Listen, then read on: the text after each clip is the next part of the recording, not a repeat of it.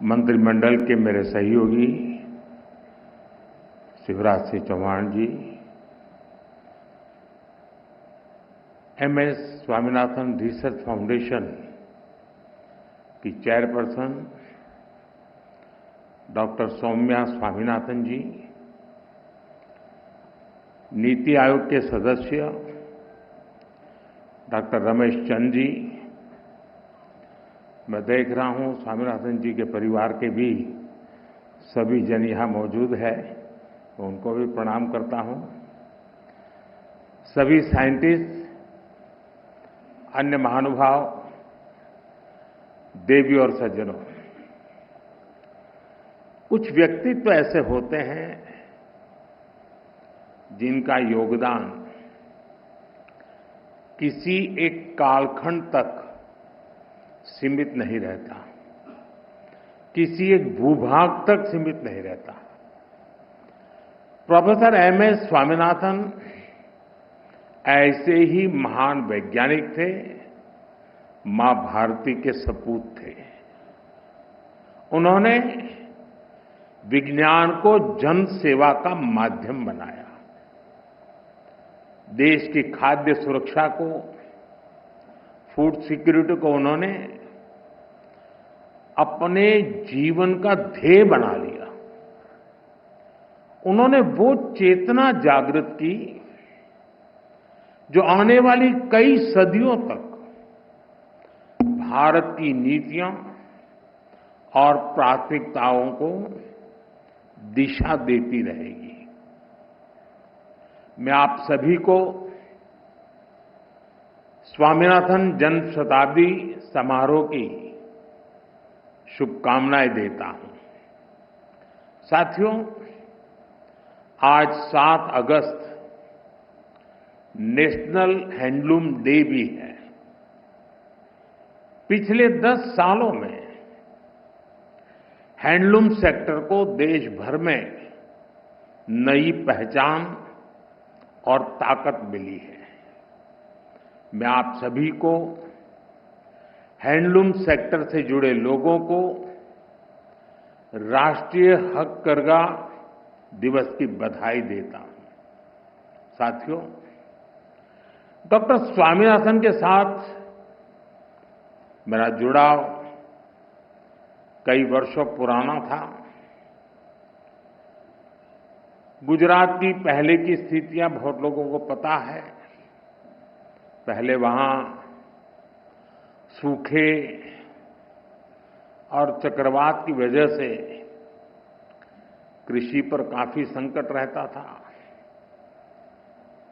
कच्छ का रेगिस्तान बढ़ता चला जा रहा था। जब मैं मुख्यमंत्री था तो उसी दौरान हमने सॉइल हेल्थ कार्ड योजना पर काम शुरू किया। मुझे याद है प्रोफेसर स्वामीनाथन ने उसमें बहुत ज्यादा इंटरेस्ट दिखाया। उन्होंने खुले दिल से हमें सुझाव दिया, हमारा मार्गदर्शन किया। उनके योगदान से इस पहल को जबरदस्त सफलता भी मिली। करीब 20 साल हुए जब मैं तमिलनाडु में उनके रिसर्च फाउंडेशन के सेंटर पर गया था। साल 2017 में मुझे उनकी लिखी किताब the quest for a world without hunger उसको रिलीज करने का मौका मिला था। साल 2018 में जब वाराणसी में इंटरनेशनल राइस रिसर्च इंस्टीट्यूट के रीजनल सेंटर का उद्घाटन हुआ तो भी उनका मार्गदर्शन हमें मिला। उनसे हुई हर मुलाकात मेरे लिए एक लर्निंग एक्सपीरियंस होती थी। उन्होंने एक बार कहा था, science is not just about discovery but delivery. और उन्होंने इसे अपने कार्यों से सिद्ध किया। वो केवल रिसर्च नहीं करते थे बल्कि खेती के तौर तरीके बदलने के लिए किसानों को प्रेरित भी करते थे। आज भी भारत के एग्रीकल्चर सेक्टर में उनकी अप्रोच, उनके विचार हर तरफ नजर आते हैं। वो सही मायने में मां भारती के रत्न थे। मैं इसे अपना सौभाग्य मानता हूं कि डॉक्टर स्वामीनाथन को हमारी सरकार में भारत रत्न से सम्मानित करने का सौभाग्य मिला। साथियों, डॉक्टर स्वामीनाथन ने भारत को खाद्यान्न में आत्मनिर्भर बनाने का अभियान चलाया, लेकिन उनकी पहचान हरित क्रांति से भी आगे बढ़कर थी। वो खेती में केमिकल के बढ़ते प्रयोग और मोनोकल्चर फार्मिंग के खतरों से किसानों को लगातार जागरूक करते रहे। यानी एक तरफ वो ग्रेन प्रोडक्शन बढ़ाने का प्रयास कर रहे थे और साथ ही उन्हें एनवायरमेंट की, धरती मां की भी चिंता थी। दोनों के बीच संतुलन साधने और चुनौतियों का समाधान करने के लिए उन्होंने एवर ग्रीन रिवॉल्यूशन का कंसेप्ट दिया। उन्होंने बायो विलेज का कंसेप्ट दिया, जिसके जरिए गांव के लोगों और किसानों का सशक्तिकरण हो सकता है। उन्होंने कम्युनिटी सीड बैंक और अपॉर्चुनिटी क्रॉप्स जैसे आइडियाज को बढ़ावा दिया। साथियों, डॉक्टर स्वामीनाथन मानते थे कि क्लाइमेट चेंज और न्यूट्रिशन की चुनौती का हल उन्हीं फसलों में छुपा है जिन्हें हमने भुला दिया है। ड्राउट टॉलरेंस और सॉल्ट टॉलरेंस पर उनका फोकस था। उन्होंने मिलेट्स, श्री अन्न पर उस समय काम किया जब मिलेट्स को कोई पूछता नहीं था। डॉक्टर स्वामीनाथन ने वर्षों पहले ये सुझाव दिया था कि मैंग्रोव की जेनेटिक क्वालिटी को धान में ट्रांसफर किया जाना चाहिए। इससे फसलें भी जलवायु के अनुकूल बनेगी। आज जब हम क्लाइमेट एडेप्शन की बात करते हैं तो महसूस होता है कि वो कितना आगे की सोचते थे। साथियों, आज दुनिया भर में बायोडायवर्सिटी को लेकर चर्चा होती है। इसे सुरक्षित रखने के लिए सरकारें अनेक कदम उठा रही हैं, लेकिन डॉक्टर स्वामीनाथन ने एक कदम आगे बढ़ते हुए बायो हैप्पीनेस का आइडिया दिया। आज हम यहां इसी आइडिया को सेलिब्रेट कर रहे हैं। डॉक्टर स्वामीनाथन कहते थे कि बायोडायवर्सिटी की ताकत से हम स्थानीय लोगों के जीवन में बहुत बड़ा बदलाव ला सकते हैं। लोकल रिसोर्सेज के इस्तेमाल से लोगों के लिए आजीविका के नए साधन बना सकते हैं। और जैसा उनका व्यक्तित्व था, अपने आइडियाज को वो जमीन पर उतारने में माहिर थे। अपने रिसर्च फाउंडेशन के द्वारा उन्होंने नई खोजों का लाभ किसानों तक पहुंचाने का निरंतर प्रयास किया। हमारे छोटे किसान, हमारे मछुआरे भाई बहन, हमारे ट्राइबल कम्युनिटी, इन सबको उनके प्रयासों से बहुत लाभ हुआ है। साथियों, आज मुझे इस बात की विशेष खुशी है कि प्रोफेसर स्वामीनाथन की विरासत को सम्मान देने के लिए MS Swaminathan award for food and peace शुरू हुआ है। ये इंटरनेशनल अवार्ड विकासशील देशों के उन व्यक्तियों को दिया जाएगा जिन्होंने फूड सिक्योरिटी की दिशा में बड़ा काम किया है। फूड एंड पीस, भोजन और शांति का रिश्ता जितना दार्शनिक है उतना ही प्रैक्टिकल भी है। हमारे यहां उपनिषदों में कहा गया है, अन्नम न निंद्यात् तद्व्रतम, प्राणो वा अन्नम शरीरम अन्नादम, प्राणे शरीरम प्रतिष्ठितम। अर्थात हमें अन्न की, अनाज की अवहेलना या उपेक्षा नहीं करनी चाहिए। प्राण अर्थात जीवन अन्न ही है। इसलिए साथियों, अगर अन्न का संकट पैदा होता है तो जीवन का संकट पैदा होता है, और जब हजारों लाखों लोग के जीवन का संकट बढ़ता है तो वैश्विक अशांति भी स्वाभाविक है। इसलिए MS Swaminathan award for food and peace बहुत ही अहम है। मैं यह पहला अवार्ड पाने वाले नाइजीरिया के टैलेंटेड साइंटिस्ट प्रोफेसर आडेनले, उनको बहुत बहुत बधाई देता हूं। साथियों, आज भारतीय कृषि जिस ऊंचाई पर है वो देखकर डॉक्टर स्वामीनाथन जहां भी होंगे उन्हें गर्व होता होगा। आज भारत दूध, दाल और जूट के प्रोडक्शन में नंबर 1 है। आज भारत चावल, गेहूं, कपास, फल और सब्जी के उत्पादन में नंबर 2 पर है।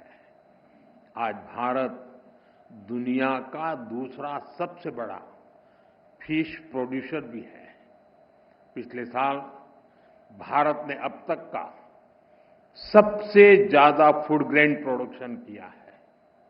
ऑयल सीड्स में भी हम रिकॉर्ड बना रहे हैं। सोयाबीन, सरसों, मूंगफली, सभी का उत्पादन रिकॉर्ड स्तर पर बढ़ा है। साथियों, हमारे लिए अपने किसानों का हित सर्वोच्च प्राथमिकता है।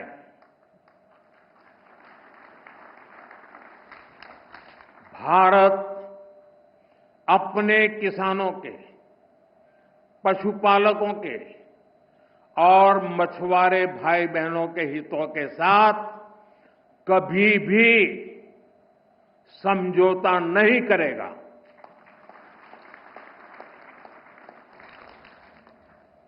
और मैं जानता हूं व्यक्तिगत रूप से मुझे बहुत बड़ी कीमत चुकानी पड़ेगी, लेकिन मैं इसके लिए तैयार हूं। मेरे देश के किसानों के लिए, मेरे देश के मछुआरों के लिए, मेरे देश के पशुपालकों के लिए आज भारत तैयार है।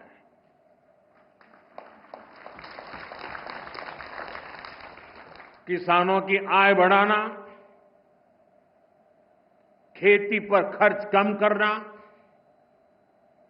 आय के नए स्रोत बनाना, इन लक्ष्यों पर हम लगातार काम कर रहे हैं। साथियों, हमारी सरकार ने किसानों की ताकत को देश की प्रगति का आधार माना है। इसलिए बीते वर्षों में जो नीतियां बनी, उनमें सिर्फ मदद नहीं की, किसानों में भरोसा बढ़ाने का प्रयास भी था। पीएम किसान सम्मान निधि से मिलने वाली सीधी सहायता ने छोटे किसानों को आत्मबल दिया है। पीएम फसल बीमा योजना ने किसानों को जोखिम से सुरक्षा दी है। सिंचाई से जुड़ी समस्याओं को पीएम कृषि सिंचाई योजना के माध्यम से दूर किया गया है। 10,000 एफपीओस के निर्माण ने छोटे किसानों की संगठित शक्ति बढ़ाई है।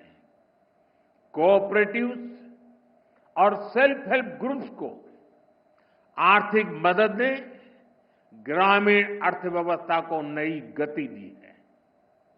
ई-नाम की वजह से किसानों को अपनी उपज बेचने की आसानी हुई है। पीएम किसान संपदा योजना ने नई फूड प्रोसेसिंग यूनिट्स भंडारण के अभियान को भी गति दी है। हाल ही में पीएम धन धान्य योजना को भी मंजूरी दी गई है। इसके तहत उन 100 डिस्ट्रिक्ट को चुना गया है जहां खेती पिछड़ी रही। यहां सुविधाएं पहुंचाकर किसानों को आर्थिक मदद देकर खेती में नया भरोसा पैदा किया जा रहा है। साथियों, 21वीं सदी का भारत विकसित होने के लिए पूरी जी जान से जुटा है और ये लक्ष्य हर वर्ग, हर प्रोफेशन के योगदान से ही हासिल होगा। डॉक्टर स्वामीनाथन से प्रेरणा लेते हुए अब देश के वैज्ञानिकों के पास एक बार फिर इतिहास रचने का मौका है। पिछली पीढ़ी के वैज्ञानिकों ने फूड सिक्योरिटी सुनिश्चित की।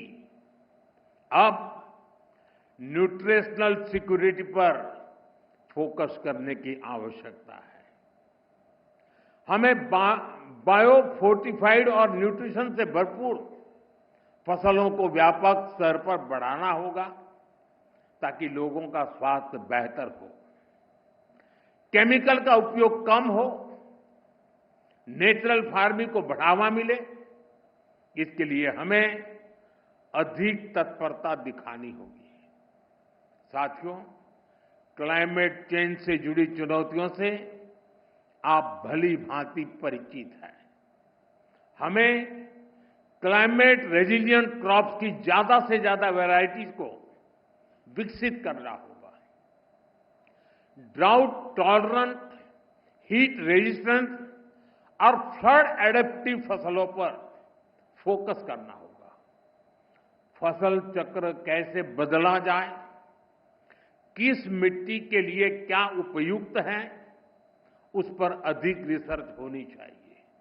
इसके साथ ही हमें सस्ते सॉइल टेस्टिंग टूल्स और न्यूट्रिएंट मैनेजमेंट के तरीके से उसको भी विकसित करने की आवश्यकता है। साथियों, हमें सोलर पावर्ड माइक्रो इरिगेशन की दिशा में और ज्यादा काम करने की आवश्यकता है। ड्रिप सिस्टम और प्रिसिशन इरिगेशन को हमें ज्यादा व्यापक और असरदार बनाना होगा। क्या हम सैटेलाइट डेटा, एआई और मशीन लर्निंग को जोड़ सकते हैं?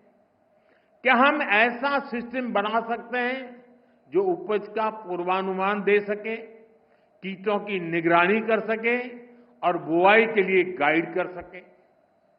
क्या हर जिले में ऐसा real time decision support system पहुंचाया जा सकता है? आप सभी एग्रीटेक स्टार्टअप्स को भी निरंतर गाइड करते रहिए। आज बड़ी संख्या में इनोवेटिव युवा खेती की समस्याओं का समाधान निकालने में जुटे हैं। अगर आप जो अनुभवी लोग हैं, आप अगर लोग उन्हें गाइड करेंगे तो उनके बनाए प्रोडक्ट ज्यादा प्रभावशाली होंगे और यूजर फ्रेंडली होंगे। साथियों, हमारे किसान और हमारे किसान समुदायों के पास पारंपरिक ज्ञान का खजाना है। ट्रेडिशनल इंडियन एग्रीकल्चरल प्रैक्टिसेस और मॉडर्न साइंस को जोड़कर एक होलिस्टिक नॉलेज बेस तैयार किया जा सकता है। क्रॉप डाइवर्सिफिकेशन भी आज एक नेशनल प्रायोरिटी है। हमें अपने किसानों को बताना होगा कि इसका क्या महत्व है। हमें समझाना होगा कि इससे क्या फायदे होंगे। साथ ही ये भी बताना होगा कि ऐसा न करने पर क्या नुकसान होंगे। और इसके लिए आप बहुत बेहतर तरीके से काम कर सकते हैं। साथियों, पिछले साल जब मैं 11 अगस्त को यहां पूसा कैंपस में आया था तो कहा था कि एग्रीकल्चर टेक्नोलॉजी को लैब से लैंड तक पहुंचाने के लिए प्रयास बढ़ाएं। मुझे खुशी है कि मई जून के महीने में विकसित कृषि संकल्प अभियान चलाया गया। पहली बार देश के 700 से ज्यादा जिलों में वैज्ञानिकों की करीब 2200 टीमों ने भाग लिया। 60,000 से ज्यादा कार्यक्रम किए। इतना ही नहीं, करीब करीब 1.25 करोड़ जागृत किसानों के साथ सीधा संवाद किया। हमारे वैज्ञानिकों का ज्यादा से ज्यादा किसानों तक पहुंचने का ये प्रयास बहुत ही सराहनीय है। साथियों, डॉक्टर एमएस स्वामीनाथन ने हमें सिखाया था कि खेती सिर्फ फसल की नहीं होती, खेती लोगों की जिंदगी होती है। खेत से जुड़े हर इंसान की गरिमा, हर समुदाय की खुशहाली और प्रकृति की सुरक्षा, यही हमारी सरकार की कृषि नीति की ताकत है। हमें विज्ञान और समाज को एक धागे में जोड़ना है।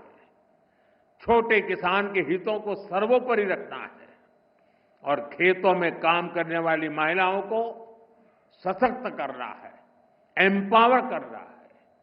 हम इसी लक्ष्य के साथ आगे बढ़े। डॉक्टर स्वामीनाथन की प्रेरणा हम सभी के साथ है। मैं एक बार फिर आप सभी को इस समारोह की बहुत बहुत बधाई देता हूं। बहुत बहुत धन्यवाद।